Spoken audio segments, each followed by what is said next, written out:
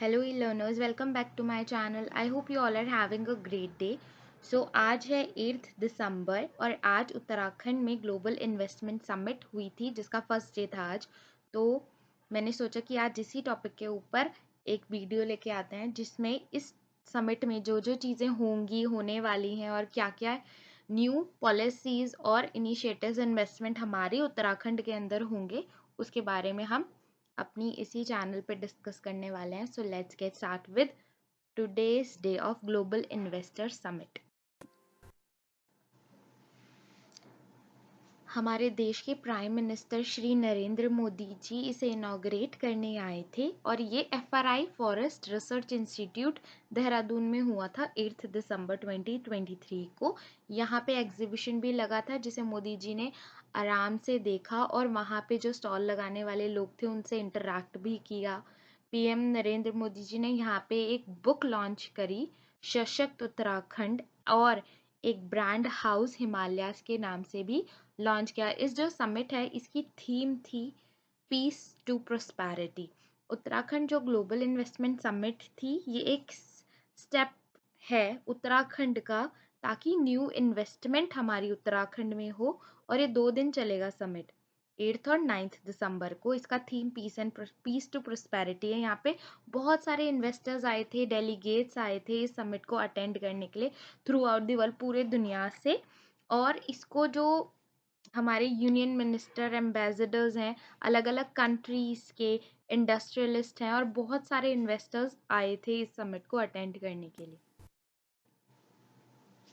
बहुत सारे industrial leaders ने यहाँ पे अपने व्यू स्टेज पे जाके प्रेजेंट किए, जैसे श्री प्रणव अडानी जो कि डायरेक्टर है अडानी ग्रुप के और मैनेजिंग डायरेक्टर है एग्रो ऑयल और गैस के। उन्होंने बोला उत्तराखंड इस टाइम पे बहुत ज़्यादा अट्रैक्टिव डेस्टिनेशन है प्राइवेट सेक्टर इन्वेस्टमेंट के लिए, क्योंकि यहाँ पे ग्रोथ एंड डेवलपमेंट हो रहा है और ये ग्रोइंग स्टेट है।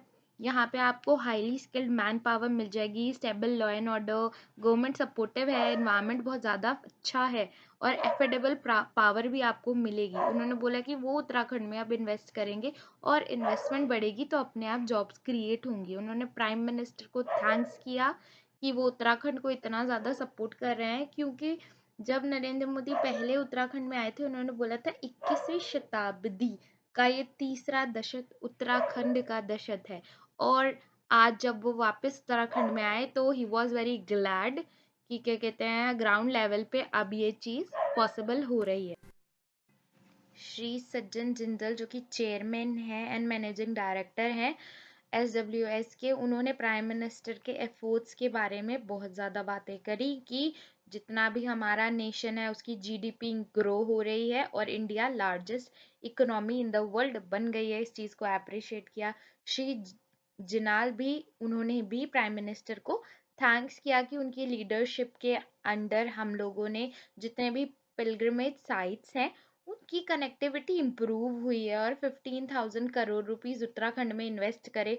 और केदारनाथ में जो क्लीन केदारनाथ प्रोजेक्ट है उसको उन लोगों ने अप्रिशिएट किया, उसके बारे में उन्होंने बात किया और गवर्नमेंट ऑफ उत्तराखंड को भी उन्होंने थैंक्स किया कि प्राइम मिनिस्टर को हम लोग इतना सपोर्ट कर रहे हैं कि वो इंडिया के डेवलपमेंट के साथ साथ उत्तराखंड की भी डेवलपमेंट होगी। श्री संजीव पुरी जो कि मैनेजिंग डायरेक्टर हैं ITC के, उन्होंने G20 की सक्सेस के लिए उन्हें कॉन्ग्रेचुलेट किया और प्रेस किया ग्लोबल स्टेटमेंटशिप के लिए। और उन्होंने जितने भी सेक्टर्स हैं हमारी इकोनॉमी के और GDP का जो नंबर है वो ही बता सकता है कि हमारी कंट्री कितना ज़्यादा ग्रो कर रही है, और उन्हें देख के हमें पता चल जाता है कि हमारी कंट्री एक्चुअल में ग्रो कर रही है। एंड फिर जो फाउंडर है पतंजलि के योग गुरु श्री बाबा रामदेव जी, उन्होंने प्राइम मिनिस्टर की जो विजन है विकसित भारत, इसको अप्रिशिएट किया और गोल्स बताए कि जो हमारी कंट्री को $5 ट्रिलियन की इकोनॉमी बनाना है। और उसमें पतंजलि ने भी अपना योगदान दिया है और उन्होंने इन्वेस्टमेंट की, वहाँ पे जॉब्स क्रिएट हुई हैं, लोगों को अपॉर्चुनिटी मिली काम करने के लिए। और जो प्राइम मिनिस्टर का फ्यूचर इन्वेस्टमेंट का गोल है कि 10,000 करोड़ रुपीस, इतने पैसे अगर इन्वेस्ट होंगे तो जॉब्स क्रिएट होंगे आने वाले टाइम में, तो इसको भी उन्होंने एप्रिशिएट किया कि पीएम जो हैं वो न्यू इंडिया को क्रिएट कर रहे हैं, और उन्होंने जो हमारे सीएम हैं उनको भी बोला कि वो इतने अच्छे से लॉ एंड ऑर्डर को स्टेट में मेंटेन करते हैं। जितना भी डेवलपमेंट हुआ है टूरिस्ट में, हेल्थ, एजुकेशन, एग्रीकल्चर, कनेक्टिविटी हमारी स्टेट की इम्प्रूव हुई है, इंफ्रास्ट्रक्चर डेवलपमेंट हो रहा है under the leadership of prime minister. और उन्होंने सारे इन्वेस्टर्स को अपील की कि वो हमारी कंट्री को और स्टेट को डेवलप करने के लिए जो है हमारी कंट्री वो स्टेट में इन्वेस्ट करें और ग्लोबल इकोनॉमी पावर हाउस और जो गोल है विकसित भारत का उसको हासिल करने में हेल्प करें।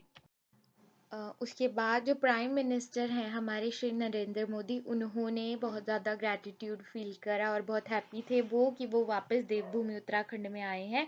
और उन्होंने बोला था कि the third decade of the country being the decade of Uttarakhand, जो तीसरा दशक होगा वो उत्तराखंड के नाम होगा। और वो बहुत सेटिस्फाइड थे कि वो आज इसी स्टेटमेंट को और ज़्यादा स्ट्रेंथन कर रहे हैं। प्राइम मिनिस्टर नरेंद्र मोदी ने बोला कि उत्तराखंड जो है वो एक स्टेट है जो कि आपको डिविनिटी और डेवलपमेंट दोनों फील करा सकती है, क्योंकि यहाँ पे बहुत सारी चीज़ें हैं। यहाँ पे आपको जितने भी स्पिरिचुअल साइट्स हैं वो मिलेंगी, आपको आपको टूरिस्ट प्लेसेस मिलेंगे। तो उन्होंने इस चीज़ को बहुत ज़्यादा अप्रिशिएट किया। उन्होंने बोला कि जो गवर्नमेंट है, मतलब सेंट्रल गवर्नमेंट और स्टेट गवर्नमेंट दोनों मिलके यहाँ पे काम कर रही है, और स्टेट गवर्नमेंट के दिमाग में ये है कि जो लोकल रियलिटी है तो उसमें इन्वेस्टमेंट करना है। मतलब ऊपर से इन्वेस्टमेंट कर लेंगे तो सिर्फ ऊपर ऊपर जितने लोग हैं उन पे ही फोकस किया जाएगा, लेकिन जो ग्राउंड लेवल रियलिटी है कि हमें बिल्कुल जो last village of the state है उसको लास्ट नहीं, उसको फर्स्ट की तरह ट्रीट करना है। मतलब अगर हम रूरल एरियाज को डेवलप करेंगे, औरतों को डेवलप करेंगे, पुअर लोगों को डेवलप करेंगे, उससे हमारी कंट्री जल्दी ग्रो करेगी। तो इसीलिए प्राइम मिनिस्टर ने बोला कि वो दिन दूर नहीं है जब एक तो पहला हाईवे बन रहा है दिल्ली टू देहरादून, जिसमें हमारा जो डिस्टेंस है वो रिड्यूस करके 2.5 हो जाएगा, और आराम से हम दिल्ली और देहरादून आ जा सकते हैं। देहरादून और पंतनगर में एयरपोर्ट एक्सटेंशन हो रहे हैं, स्ट्रेंथन हो रहे हैं, मतलब एयर कनेक्टिविटी इंप्रूव हो रही है। हेली टैक्सी सर्विसेज जो हैं वो एक्सपेंड हो रही है हमारी स्टेट में, रेल कनेक्टिविटी अच्छी हो रही है। तो जो कनेक्टिविटी इंप्रूव होगी तो सामान लाना ले जाना बहुत ईजी हो जाएगा। इसकी वजह से हमारी जो स्टेट है वो डेवलप कर पाएगी, और इससे न्यू अपॉर्चुनिटीज डेवलप होंगी agricultural, industrial, logistic, storage, tourism और हॉस्पिटैलिटी में। श्री नरेंद्र मोदी ने हाईलाइट किया कि जो पोटेंशियल है उत्तराखंड का, तो और इन्वेस्टर्स को बोला कि यहाँ पे उस पोटेंशियल को देख के आप इन्वेस्ट कीजिए। यहाँ पे श्री नरेंद्र मोदी जी ने हमारे उत्तराखंड के टूरिस्ट सेक्टर को भी बहुत ज़्यादा अप्रिशिएट किया। उन्होंने बताया कि क्या क्या हमारे टूरिस्ट सेक्टर की इम्पोर्टेंस है। As India is a heritage country, तो वैसे ही सेम उत्तराखंड के पास भी नेचर है, कल्चर है, हेरिटेज है, और इसे हम अपना ब्रांड या पहचान बना सकते हैं। इंडिया उत्तराखंड में 1.25 करोड़ पॉपुलेशन है, लेकिन हर साल हम लोग यहाँ पे 7 करोड़ लोगों को वेलकम करते हैं हमारी स्टेट में। वो लोग यहाँ घूमने आते हैं या दर्शन करने आते हैं। तो इन्हीं सब चीज़ों के बारे में मोदी जी ने हम लोगों को बताया कि as Uttarakhand is home of 1000 year old practice of yoga. यहाँ पे आयुर्वेदा है, तीर्थाज है और एडवेंचरस स्पोर्ट्स सेक्टर्स हैं। तो यहाँ पे इन्वेस्टर्स एक्सप्लोर करके न्यू अपॉर्चुनिटीज को क्रिएट कर सकते हैं। वैसे ही मोदी जी ने अपील की रिच लोगों से कि उन्होंने बोला कि जो मूवमेंट है web in India, web wed in India, जो कि मेक इन इंडिया के अंडर आता है, कि हमें जो अपनी एटलीस्ट 1 मैरिज सेरेमनी उत्तराखंड में करनी है नेक्स्ट 5 ईयर्स तक, ताकि एटलीस्ट अगर एक साल में भी उत्तराखंड में 5,000 वेडिंग्स बाहर से होके लोग आके करते हैं, तो इससे क्या होगा कि हमारी स्टेट में न्यू इंफ्रास्ट्रक्चर डेवलप होगा और स्टेट ट्रांसफॉर्म होगी। तो जो अमीर लोग हैं वो क्या करते हैं, वो बाहर जाके दूसरी स्टेट में जाके शादियां करते हैं, दूसरी कंट्रीज में जाके शादियां करते हैं। मतलब इंडिया की स्टेट्स में करो, लेकिन आप आउट ऑफ कंट्री जा रहे हो तो आप वहाँ की इकोनॉमी को इनडायरेक्टली सपोर्ट कर रहे हो। तो उसी चीज़ पे मोदी जी ने थोड़ा सा बोला कि अगर आप अपनी ही कंट्री में या उत्तराखंड में या किसी और स्टेट में जाके शादी करते हो तो वहाँ की इकोनॉमी को सपोर्ट करोगे। तो इससे क्या होगा कि हमारी कंट्री स्ट्रेंथन होगी ना। हमें बाहर जाके शादी करने की क्या ज़रूरत है, हमें बाहर वालों को दिखाना है कि हमारी कंट्री देखो कितनी अच्छी है, और आप यहाँ आके अपनी शादी को वेडिंग डेस्टिनेशन बनाओ। तो इससे बहुत सारी प्रॉब्लम सॉल्व हो सकती हैं हमारी इकोनॉमी की। तो the prime minister also strong, उन्होंने जो बोला कि बहुत तेज हवा चल रही है इंडिया में कि अब हमारी कंट्री चेंज होने वाली है। बहुत करोड़ों लोग जो हैं वो पॉवर्टी से बाहर आए हैं, और जब वो बाहर आए हैं तो उन लोगों ने भी इन्वेस्टमेंट खर्चा स्टार्ट किया है। प्राइम मिनिस्टर जो है उन्होंने कॉन्ग्रेचुलेट किया उत्तराखंड को कि हमने हाउस ऑफ हिमालयास ब्रांड जो है उसे लॉन्च किया है, जो कि अगेन लोकल प्रोडक्ट्स को ग्लोबल लेवल मतलब फॉरेन मार्केट में जाके प्रेजेंट करेंगे। जो हाउस ऑफ हिमालयाज हैं वो जितने भी लोकल प्रोडक्शन है उसको फॉरेन मार्केट में जाके रिप्रेजेंट करेंगे। तो house of Himalayas again vocal for local है और फिर लोकल फॉर ग्लोबल है। मतलब पहले लोकल लोगों को स्ट्रेंथन करना है, उसके बाद वो ही प्रोडक्ट ग्लोबल लेवल पे जाके उसे वहां पे शो करना है और स्ट्रेंथन भी करना है। हर डिस्ट्रिक्ट में, हर ब्लॉक में अलग अलग पोटेंशियल है जो कि हम ग्लोबल मार्केट में जाके आराम से आप compete कर सकते हैं। जैसे कि जो क्ले बनाते हैं वो इस तरह से अपने यूटेंसिल्स को प्रेजेंट करते हैं कि फॉरेन कंट्रीज के लोगों से बहुत स्पेशल वे में ट्रीट करते हैं।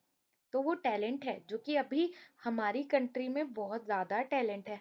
अगर उसे कोई अपॉर्चुनिटी दे तो हमारी कंट्री ग्रो कर सकती है। उसे मतलब लार्ज स्केल पे कोई शो करने वाला होना चाहिए। तो उन्होंने एक इस चीज़ पे जोर दिया। एक दूसरी चीज़ थी कि लखपति दीदी अभियान, मतलब करीबन 2 करोड़ लखपति दीदीज उन्हें गांव के एरिया से बनानी है। मतलब वुमेन एम्पावरमेंट के बारे में उन्होंने बात की। वुमेन एम्पावरमेंट होगा तो पॉलिटिकल स्टेबिलिटी भी आती है, क्योंकि फिर वुमेन्स का पार्टिसिपेशन पॉलिटिकल एरियाज में भी इंक्रीज हो जाता है।